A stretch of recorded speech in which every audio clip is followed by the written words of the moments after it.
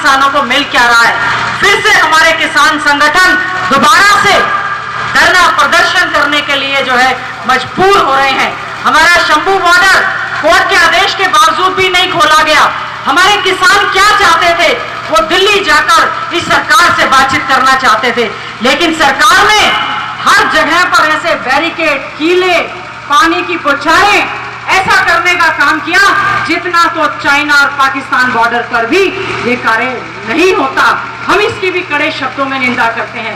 मैं केवल ये नहीं एक राजनीतिक व्यक्ति होने के नाते, बल्कि आपकी बहन, आपकी बेटी और इस संघर्ष का हिस्सा होने के नाते एक बात कह सकती हूँ, जो तमाम हमारे जो किसान संगठन अपनी आवाज को उठा रहे हैं, मजबूती के साथ कांग्रेस पार्टी आपके साथ खड़ी थी और आगे भी खड़ी रहेगी। जिस प्रकार से आदरणीय राहुल गांधी जी ने भारत जोड़ो यात्रा की, आज वो हमारे लीडर ऑपोजिशन है, हम आपको ये आश्वासन देते हैं, हमारे किसानों की, मजदूरों की लड़ाई उन्होंने पूरी तरह से लड़ने का काम किया है। और आदरणीय चौधरी भूपेंद्र सिंह हुड्डा जी, हमारे सांसद भाई भूपेंद्र हुड्डा जी, हम आपको ये आश्वासन देना चाहते हैं, जो आपकी मांगे हैं, चाहे वो हमारी फसलों की कानूनी एमएसपी की गारंटी की बात है, लागत बढ़ती जा रही है, फसलों के दाम घटते जा रहे हैं, नहीं खरीदी जा रही, और जहां जहां भी पिछली बार तो बहुत ज्यादा दिक्कत आई थी और इस बार बारिश नहीं आ रही, जहां भी हमारी फसलें खराब हुई हैं, उसके लिए भी आपने कहा क्षति पोर्टल बनाने का काम किया है। मैं केवल इस मंच से एक ही आश्वासन आपका देना चाहती हूं कि हरियाणा कांग्रेस कमेटी ने घोषणा पत्र कमेटी का अध्यक्ष मुझे बनाया है। हमने बहुत सारे किसान संगठनों की सब कमेटीज बनाई हैं, उन्होंने अपनी मांगे हमें देने का काम किया है। ये आश्वासन देना चाहती हूँ, हर वो मांग जो आपने हमें दी है हमारे घोषणा पत्र का हिस्सा बनेगी इस महापंचायत में। मैं आपको आज इस बात का आश्वासन देना चाहती हूँ। आज का जो विशेष मुद्दा था, हाई टेंशन तार को लेकर जो जान माल का खतरा होता है, उसके मुआवजे की भी बात है। कई एक्सीडेंटल केसेस हो गए हैं, इन्होंने सरकार से बार बार ये मांग करने का काम किया है। हमने विधानसभा में भी जब ये बात हमारे संज्ञान में आई तो हमने इसको उठाने का काम किया, और आज ये हमने आश्वासन दिया है कि हमारा प्रयास रहेगा कि कांग्रेस पार्टी के घोषणा पत्र में हम इनसे बात करके इसको समाधान का प्रयास करेंगे।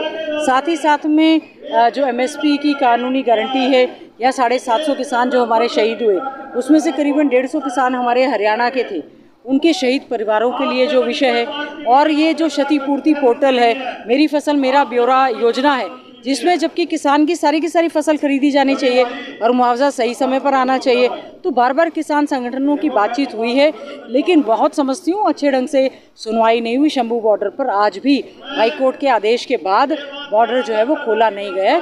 तो ये लोग भी तो हमारे देश और प्रदेश का हिस्सा हैं, इनको दिल्ली की राजधानी में जाने से रोका गया और ऊपर से कई मुकदमे इन पर बनाने का काम किया है। तो आज मैं समझती हूँ मेरे विधानसभा क्षेत्र के गांव बिरधाना में जो महापंचायत में सभी किसान संगठन, हमारी बहनें यहाँ पर आई हैं, तो हमने इनको समर्थन देने के लिए विशेष तौर से आज मैं इस महापंचायत में आई हूँ। जो HT लाइन आंदोलन हरियाणा के अंदर चला हुआ है, उस पर पिछले 10 जुलाई को अपनी हरियाणा सरकार एक पॉलिसी लेके आई, जो आधी अधूरी थी। हमें अप्रैल में एक मीटिंग हुई थी ACS एनर्जी के साथ, जब हमने ये स्पष्ट कर दिया था कि भाई हम इस पॉलिसी से सहमत नहीं है। हमने जैसे ही गजट आया पॉलिसी का, तो हमने उसको समीक्षा कर 11 जुलाई को इनको 10 दिन का समय दिया था कि भाई 10 दिन में इस पर पुनर्विचार हो, दोबारा बैठक हो किसान के साथ। तो नहीं हुई, तो हमने 21 तारीख को जंतर मंतर पर अपना 1 दिन का धरना प्रदर्शन किया, और जंतर मंतर के धरना प्रदर्शन से हमने कॉल करी कि भाई अकेली HT लाइन मूवमेंट आगामी जो विधानसभा है उसके अंदर 50 से ज़्यादा किसान महापंचायत करेगी, और ये किसान महापंचायत हरियाणा के हर एक जिले के अंदर होगी, और इस पंचायतों से हम सरकार के खिलाफ वोट की चोट की अपील करेंगे।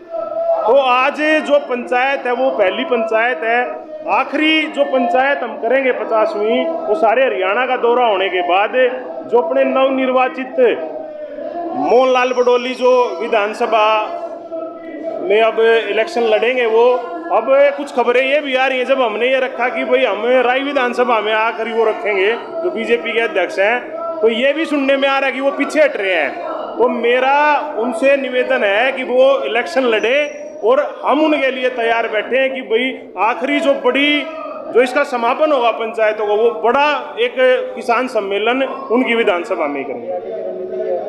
आगे की रणनीति यही है कि पहली पंचायत यह होगी, इससे अगली पंचायत भिवानी, यमुनानगर और फरीदाबाद में होगी।